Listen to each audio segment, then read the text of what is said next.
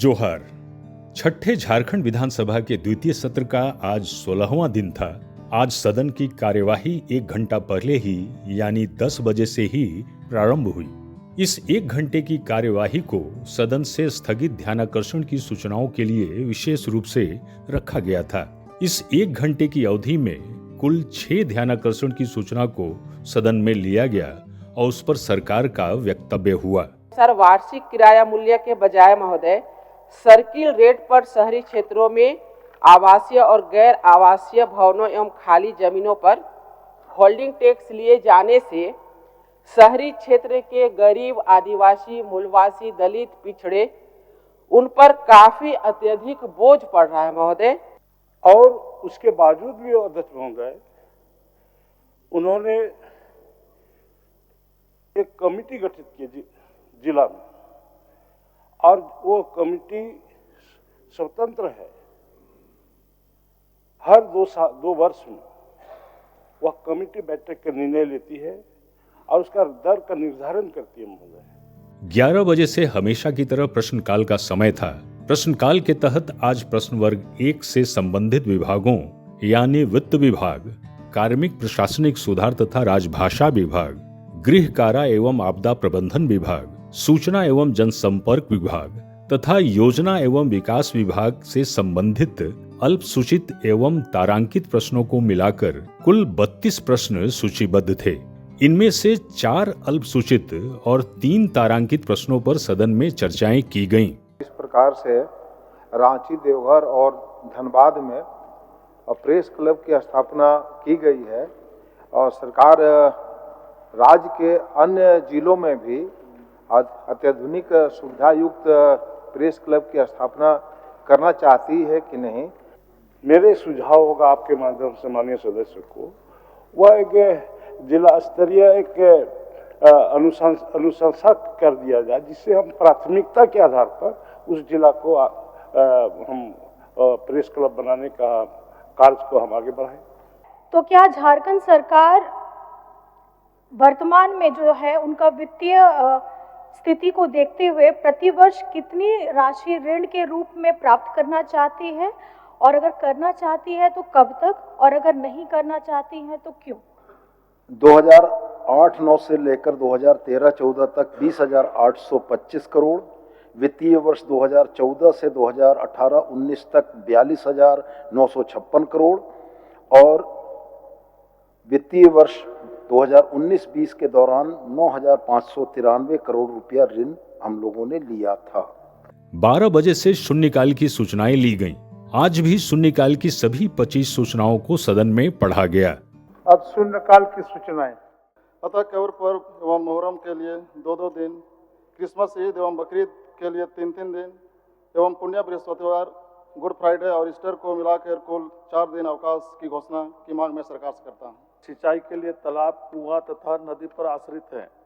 सिंचाई हेतु ईंधन का उपयोग किसानों के लिए संभव नहीं होने के कारण किसान पलायन कर जाते हैं। यदि जल स्रोत तक बिजली उपलब्ध कराई जाए तो किसान खेती कर सकेंगे, जिससे पलायन पर भी रोक लगेगी। शून्यकाल की समाप्ति के बाद पुनः ध्यानाकर्षण की सूचनाओं को लिया गया। इस अवधि में ध्यानाकर्षण की 4 सूचनाओं पर सरकार का वक्तव्य लिया गया। इस प्रकार आज कुल 10 ध्यानाकर्षण की सूचनाओं पर सदन में सरकार का वक्तव्य हुआ। जो मां भद्रकाली मंदिर के सर्वांगीण विकास के लिए पर्यटन के दृष्टि से बहुत ही महत्वपूर्ण मंदिर है, वहां पे देश विदेश के लोग आते हैं। उस मंदिर के सर्वांगीण विकास के लिए वहां पर से जल्द जो 500 करोड़ की योजनाएं थी उसको फिर से लागू किया जाए महोदय। तो मैं बड़े स्पष्ट रूप से यह कहना चाहूँगा कि चूंकि यह योजना और इसमें लगने वाली राशि राज्य सरकार के तरफ से या केंद्र सरकार के तरफ से या किसी मत से नहीं थी, और आईडेक जिस परामर्शी को नियुक्त किया गया था उस परामर्शी का भी कार्यावधि पूर्ण हो चुका है। इसके उपरांत अगर राज्य सरकार ऐसा कुछ सोचेगी तो उस बारे में सदन को अवगत कराएगी। वित्तीय कार्य के तहत दूसरी पाली में श्रम नियोजन प्रशिक्षण एवं कौशल विकास विभाग के 10,85,74,74,46,46,000 रुपए, उद्योग विभाग के 4,86,31,61,000, भवन निर्माण विभाग के 8 अरब 61 करोड़ 57 लाख 31 हजार तथा ऊर्जा विभाग के 98 अरब 94 करोड़ 35 लाख 53 हजार रुपये के अनुदान मांग पर सदन में वाद विवाद हुआ। अनुदान की मांग प्रभारी मंत्री श्री संजय प्रसाद यादव द्वारा रखा गया और अनुदान मांगों पर कटौती का प्रस्ताव माननीय सदस्य श्री राज सिन्हा की ओर से रखा गया।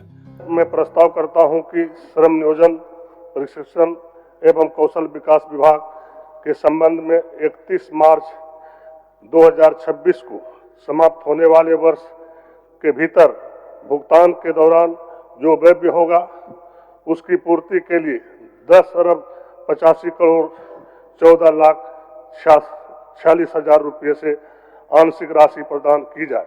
यह प्रस्ताव राज्यपाल की सिफारिश पर किया गया है। माननीय सदस्य राज सिन्हा अपना कटौती प्रस्ताव प्रस्तुत करें। अध्यक्ष महोदय, मैं इस संस्था की मांग 10 रुपये से घटाने की मांग करता हूं।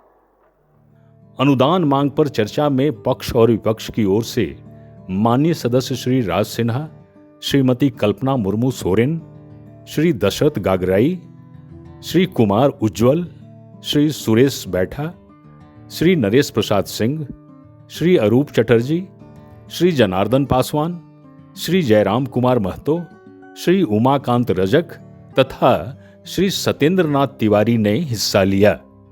कि राज्य में श्रम कानूनों, नियोजन, प्रशिक्षण और कौशल विकास से संबंधित नीतियों और योजनाओं को लागू करने की जिम्मेवारी जो है वह इस विभाग को है, परंतु बजट के अवलोकन से स्पष्ट है अध्यक्ष महोदय कि राज्य सरकार सामान्य और आर्थिक पक्षेत्र से मुख मोड़ने का काम सरकार ने किया है। अध्यक्ष महोदय, मैं आपके माध्यम से सरकार से मांग करना चाहता हूं कि पलामू और गढ़वा जिला में भी उद्योग लगाने के बहुत से स्कोप हैं और यहाँ भी छोटे छोटे उद्योग लगाकर यहाँ के स्थानीय युवकों को रोजगार दिया जाए।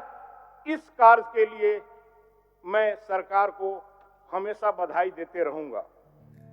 सरकार की ओर से चर्चा का उत्तर माननीय मंत्री श्री संजय प्रसाद यादव द्वारा दिया गया। उद्योग विभाग का जाल बिछाने की दिशा में माननीय मुख्यमंत्री जी हर संभव प्रयास कर रहे हैं। झारखंड में आने वाले उद्योग और पहले से चल रहे उद्योग के लिए कौशल युक्त युवक युवतियों को तैयार करने का जज्बा है। श्रम नियोजन प्रशिक्षण एवं कौशल विकास का है। श्रमिकों की भागीदारी और उनके लिए कल्याणकारी योजनाओं को प्रभावी बनाने में श्रम कानून को लागू करने की जिम्मेवारी भी हमारे विभाग की है। हमारी सरकार संगठित और असंगठित क्षेत्रों के कामगारों के हित की रक्षा के लिए संकल्पित है। अध्यक्ष महोदय, हमारा विभाग अपने हर जिम्मेवारियों को पूरा करने में लगा हुआ है। सरकार के उत्तर के बाद सदन द्वारा अनुदान मांगों की स्वीकृति प्रदान की गई। तत्पश्चात सभा की कार्यवाही दिनांक 24 मार्च 2025 के 11 बजे पूर्वाह्न तक के लिए स्थगित कर दी गई। अब मैं मूल प्रस्ताव लेता हूं। प्रश्न यह है कि श्रम नियोजन प्रशिक्षण एवं कौशल विभाग के संबंध में 31 मार्च 2026 को समाप्त होने वाले वर्ष के भीतर भुगतान के दौरान जो व्यय होगा उसकी पूर्ति के लिए 10 अरब 85 करोड़ 74 लाख 46 हजार रुपये से अनधिक राशि प्रदान की जाए। जो इस प्रस्ताव के पक्ष में है वो हाँ कहें, जो इस प्रस्ताव के विपक्ष में है वो ना कहें। मैं समझता हूं कि प्रस्ताव के पक्ष में बहुमत है, ये प्रस्ताव स्वीकृत हुआ। माननीय सदस्यगण, सभा की कार्रवाई सोमवार दिनांक 24 मार्च 2025 के 11 बजे पूर्वाह्न तक के लिए स्थगित की जाती है।